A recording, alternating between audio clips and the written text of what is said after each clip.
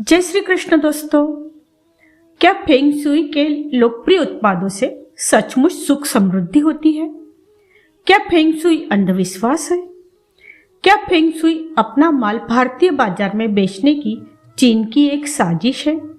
आइए जानते हैं क्या है सच्चाई। फेंग शुई चीनी वास्तुशास्त्र है जो चीन की धार्मिक किताब टोयो पर आधारित है। चीन में फेंग का अर्थ होता है वायु और शुई का अर्थ है जल, अर्थात फेंग शुई का मतलब होता है जलवायु। दुनिया के अनेक देशों में फेंग शुई का जाल फैला हुआ है। वास्तव में फेंग शुई का वास्तुशास्त्र और भारत का वास्तुशास्त्र दोनों में बहुत अंतर है। जैसे कि भारत में दक्षिण दिशा को अशुभ माना जाता है, तो फेंग शुई के अनुसार दक्षिण दिशा शुभ है। इसके बावजूद फेंग शुई ने भारत में भी अपने पांव पसार लिए हैं। आजकल कई घरों में, बड़ी बड़ी दुकानों में और ऑफिसों में हमको फेंग शुई के कई उत्पाद दिखाई देते हैं। एक अनुमान के अनुसार भारत में फेंग शुई का कारोबार लगभग 200 करोड़ रुपए से भी ज्यादा का है। इस कारोबार के सहारे चीनी उत्पादों ने भारत के उत्पादों पर 50% तक कब्जा कर लिया है।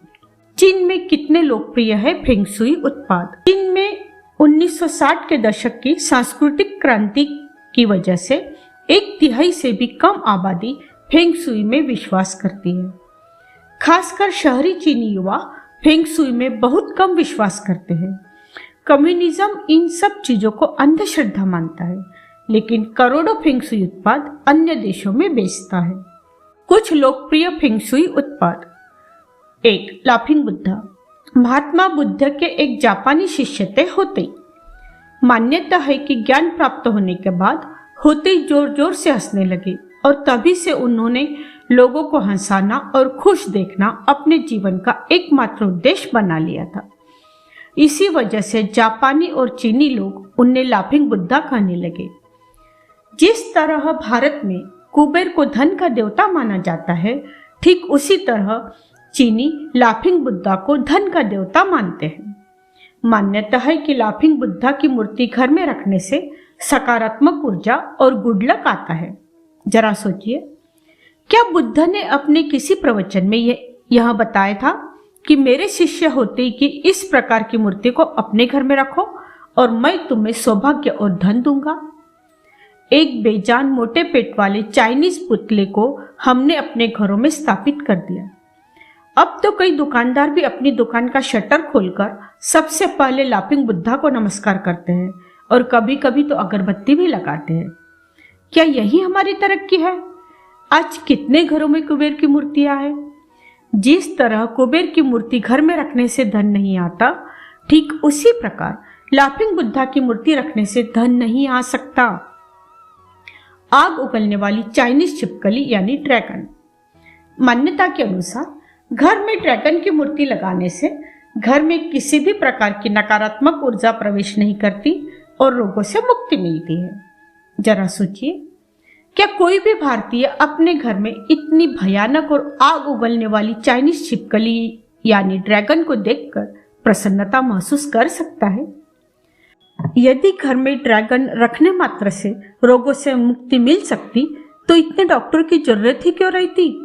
किसी जमाने में जिस बिल्ली को अशुभ मानकर रास्ते पर लोग रुक जाया करते थे, उसी बिल्ली के सुनहरे पुतले को घर में सजाकर सौभाग्य की मिन्नतें करना महामूर्खता नहीं तो और क्या है?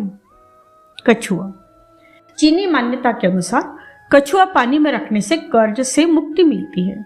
जरा सोचिए, यदि ऐसा होता तो लोग ढेर सारा कर्ज लेते, कछुए को पानी में रख देते और बहुत मौज करते, क्योंकि उन्हें कर्ज से मुक्ति तो कछुए के कारण मिल जाती।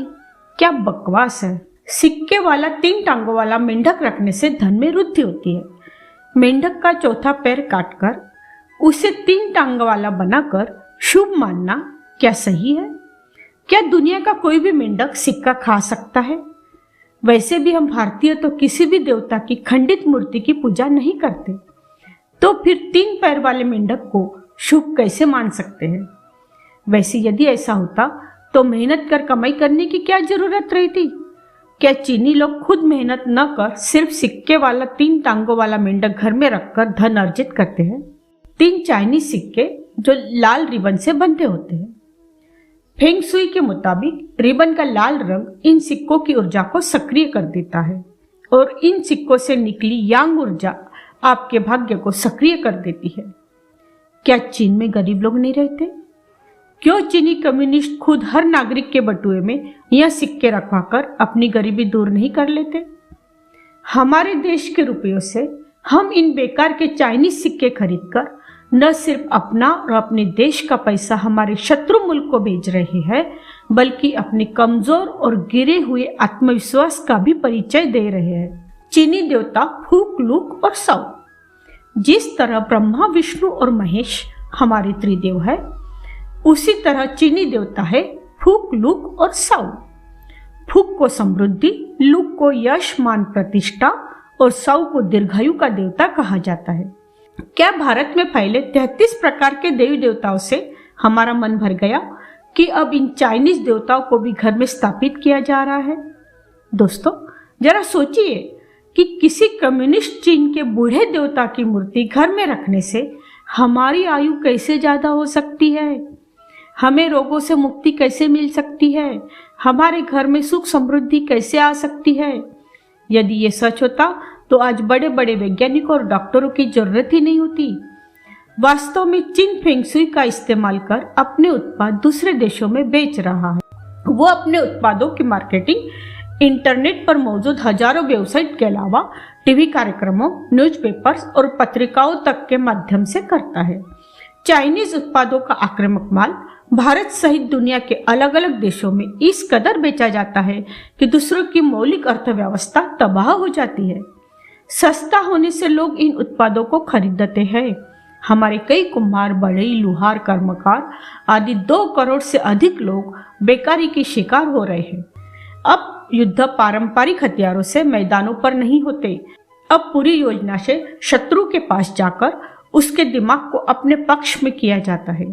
फेंग शुई भी उसी दिमागी खेल का हिस्सा है जो हमारे हजारों साल के आध्यात्मिक ज्ञान को कमजोर करने के लिए भेजा गया है। इसलिए दोस्तों, अपनी वैज्ञानिक सोच को जागरूक कर चीन की इस चाल को समझना जरूरी है। समय रहते स्वयं को, अपने परिवार को और अपने मित्रों को इस अंधे कुएं से निकालकर अपने देश की मूल्यवान मुद्रा को कम्युनिस्ट चाइना के फैलाए षड्यंत्र की बलि चढ़ने से बचाइए। चीन की चाल को पहचानिए। वास्तव में फेंग शुई के लोकप्रिय उत्पादों से सुख समृद्धि नहीं होती है। फेंग शुई अंधविश्वास ही है। फेंग शुई अपना माल भारतीय बाजार में बेचने की चीन की एक साजिश है। जागो भारतीय, जागो। फिर मिलते हो अगले वीडियो में। धन्यवाद।